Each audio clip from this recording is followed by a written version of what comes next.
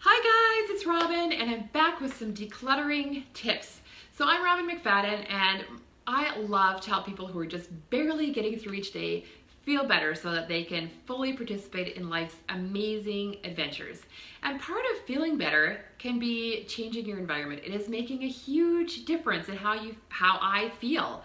I'm amazed at how much more energy I have and how much more focus I have for keeping the areas that I've decluttered looking really good. So the first thing that you want to make sure that you're doing properly is that you know where to start with the whole decluttering process. So pick a space to start. I started with my closet with my clothes and that worked really well for me. And then I moved on to just my 2 drawers and my night table. And then I did under my bed. Yeah, I had stuff under my bed. And then I moved on to the top of my dresser. Then I did my dresser drawers. Then I moved on to the bathroom. So I had little things that I could do that would give me quick wins and make me feel good, make me want to keep going.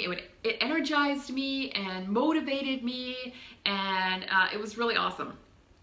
So what you don't want to do is go, okay, I'm going to declutter my house this weekend, because honestly, I don't know, unless it's true for you that your house just got cluttered over the weekend, in which case it's probably not that much stuff and it probably won't take you that long and maybe you can do it.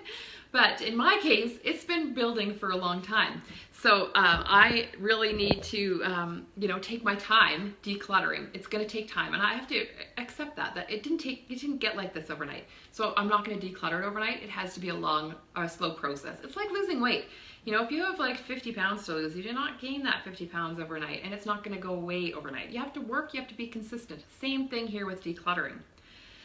So that's the first tip. The second tip is schedule time. If you don't have time blocked off for it, it's just the time is gonna pass, and you are gonna lose your momentum. So ideally, you want to have at least one, preferably 2 to 4 hour blocks a week, and in that time you want to have it focused time. You don't want to be watching TV or listening to videos or whatever. You want it to be focused time where you're focusing on the stuff that you're going through so that you can be super productive and really focus on what you want to keep and what you want to give away so that you're doing a really effective job. But if you don't do it kind of every week, you are going to lose momentum. You're not going to have the same energy. You're not going to have the same enthusiasm for it, because you're going to it's not going to feel like it's going so well, and it's just like, oh, this is hard, I can't do it, because now the first area that I cleaned, I haven't been keeping up with that, and you're going to see a decline. So schedule time and stick to it. So the third tip is have a plan. Know what you're going to do when you go to sit down and declutter. Don't just say, okay, I'm going to declutter my main floor. Like, that's not realistic. So right now I'm working on my kitchen. So yesterday, a few days ago, I don't know, maybe a week ago, I did underneath the sink because we had a leak. So that's how it worked out. And then yesterday I did all my countertops and got all of those put away. And now I'm going to work my way through the cupboards. I'm not going to try to do them all at once, because I just don't have that big of a block of time. I have a lot of cupboards and I have a lot of stuff in them. So I'm probably going to work my way through the cupboards one at a time. The pantry, I would really like to take all the stuff out of my pantry and do it all at once. So I'm going to save that for when I do have a bigger block of time. But pick what you're going to do and focus on that day. Don't focus on the whole house. Pick one small area. So then you can feel like you accomplished it and you have a win, and that's going to be motivating, keep you going. Next tip is don't organize. So we're decluttering. We are not organizing. You don't need to go out and buy stuff. You don't need to go and buy drawer inserts and, things to hold all your stuff. You don't need to buy any of that at this point. Hey Lana, how's it going? You just need to focus on decluttering. You are getting rid of stuff. You are not organizing it.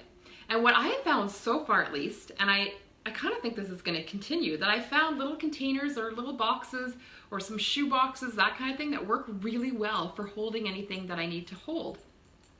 And so far I haven't had to buy anything in terms of organization, and maybe I won't, but certainly your focus is not organization, your focus is decluttering. And when you're done the decluttering, then you can look at it and see if you need something, but chances are, if you do a really good job, you're not going to have that much stuff, so you're not going to need to organize it. You do have to make sure it has a home. Everything has to have a place where it lives, and your job then is to put it back where it lives.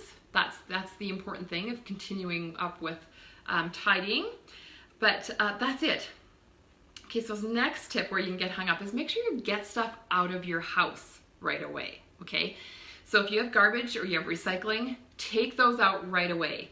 If you have stuff that you're gonna donate, make sure you have a plan for how to donate it. So I found a place that's close by here, it's about 5 minutes away, that's open on the weekends that I can go and take pretty much anything to, they'll take.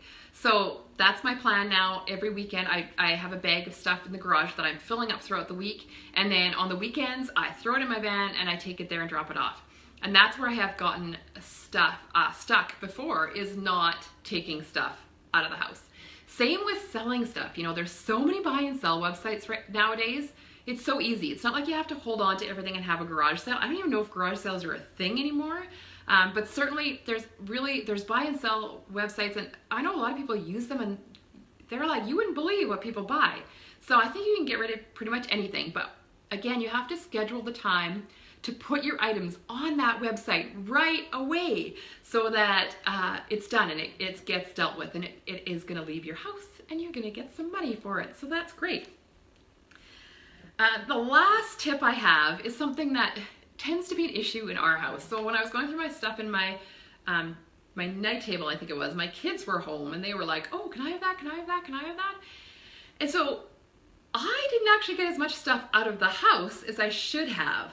And, you know, in reading after that, I was like, okay, I need to not give stuff to them. I need to just get it out of the house because they don't need it. It's just gonna add to their clutter. And I see this a lot with my oldest daughter and my youngest daughter.